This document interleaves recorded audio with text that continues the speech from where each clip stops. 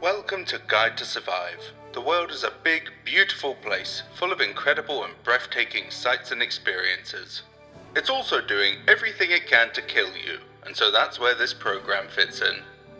Before you venture into the great outdoors, you need to learn about all of the terrifying and mystical creatures that lurk in the woods, knock on your window, and hide in your toilet. With this guide, you'll learn how to identify a would-be assailant, analyze its strengths and weaknesses, and deal with it effectively. By the end of your training, you'll be ready to take on any creep or cryptid that crosses your path.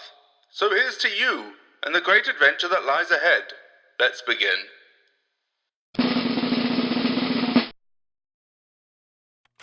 Target Analysis. Name: Llorona, the Crier, and the Weeping Woman. Class: Parasapien, Wandering and Tormented Spirit. Habitat: cities, towns, villages, and waterways of Mexico, Central and South America. Lifespan: not applicable.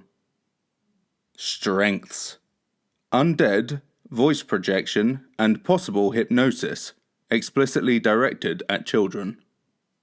Weaknesses: loud and intrusive. Overall threat level: 7.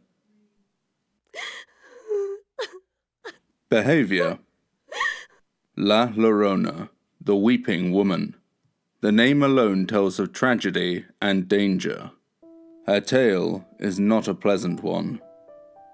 Many years ago, a young Mexican woman named Maria from humble means had the great fortune, or misfortune, to catch the eye of a wealthy aristocrat as he passed through her village one day. He was instantly infatuated with her, and the two swiftly fell in love, married, and eventually had 2 sons. However, as time went on, a distance grew between the once happy couple, and eventually Maria's husband was barely at home. While his work had him traveling often, he had always made time for Maria and their children. But this had changed as the years went on, and his family would find out why. Returning home one day, Maria's husband and his new lover, a beautiful younger woman, came to bid his children farewell, disregarding Maria before taking their leave. Heartbroken, vengeful, and blinded by her fury, Maria brought her sons to the river and drowned them. When her mind cleared, she realized just what she had done. And when she tried to find them, it was too late. They were lost to the river. Maria continued to search for her children, and while her body would eventually wither and die, her spirit remained. She wanders the land in search of her sons, crying all the while in mournful memory and as a warning to those around her. Bloody hell, that was dark. Right, better see if I can bring this back. At the setting of the sun, La Llorona will appear, emerging from a river or lake near a city, town, or village. Clothed in white, she emerges from the water, terrorizing the local community, just like your average swan. Her wailing carries across the air, announcing her presence and torment. Through her cries, she can be heard asking where her children are and calling for them. A terrifying fact about La Llorona's call is that the louder it sounds, the further away she is. But the quieter her cries, the closer she is. Whew, talk about mixed signals. However, in addition to being incredibly unsettling to listen to, it is theorized that La Llorona is able to put the children she targets into a state of hypnosis. This makes it far easier for her to draw the children towards her and take them away.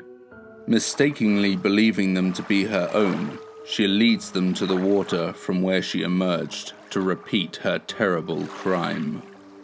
This behavior has revealed that while La Llorona is not bound to any one location, she is trapped in a vicious cycle of murder, doomed to relive what she did. and substituting her own sons for the children of others. Furthermore, it is important to note that while La Llorona will only target children, her voice or presence when encountered by an adult is considered to be a bad omen.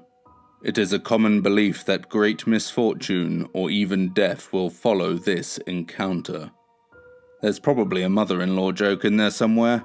I'll leave that to the comment section. Overall, La Llorona is a dangerous presence for any to encounter. Her urge to find her children will seemingly go on forever, this curse leading her to unsuspecting communities and spread her suffering to others. Listen carefully and move quickly. Be watchful of the little ones, lest La Llorona come to take them away. Stratagem. So, here's the scenario. You're in Mexico, taking an evening stroll by an unspecified body of water. Your walk is interrupted, however, by a disturbing wailing sound. Soon you see a woman, clothed in white, seamlessly emerge from out of the water, crying all the while. You quickly realize that it's La Llorona, and must act quickly. Your plan of attack. Firstly, no swimming. Whatever you do, don't go in the water. She's much faster there. Plus, I guess it's like her house now or something. Secondly, turn around. Go the opposite way to her and quietly slip away. Thirdly, ignore her. Ignorance is bliss, so block out all of the sound she's making. Save for if she seems to be getting quieter, because that's a bad sign. Fourthly, run away. She is getting quieter. Then run. What are you doing? This is no time for deep reflection. Go!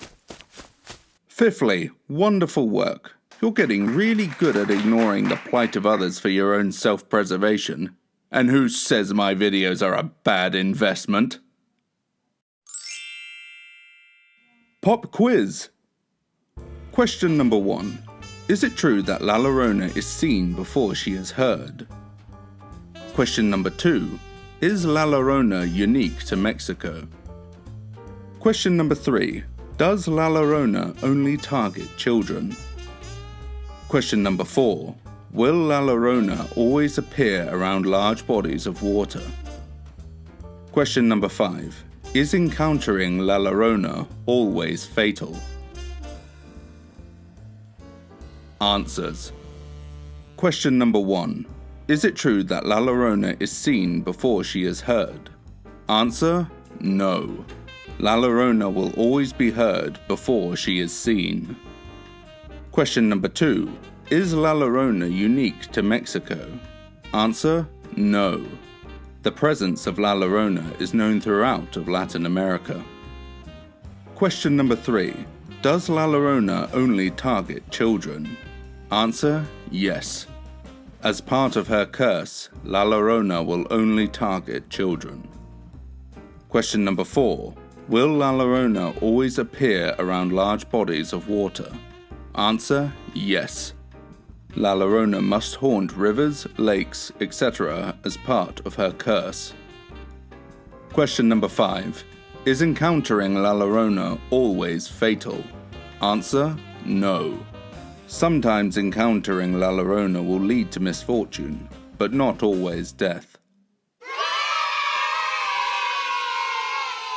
If you scored 0 to 1, then I will shed a single tear for your loss, and I don't do that for just anyone.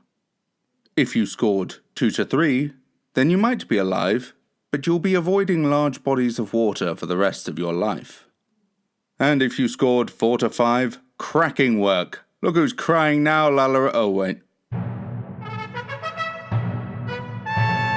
Conclusion. Excellent work. I'd say you're ready to get out there and face whatever challenges plot against you. And if you're not, then don't worry. You can rewatch these survival guides as much as you like. And they're non-refundable. I'm very proud of the progress you've made, and I know you're going to take the future in your stride. I've got a good feeling about you, sad ice cream lady whose stock image I saw on the internet and thought, yeah, that'll do. Good luck, and don't die!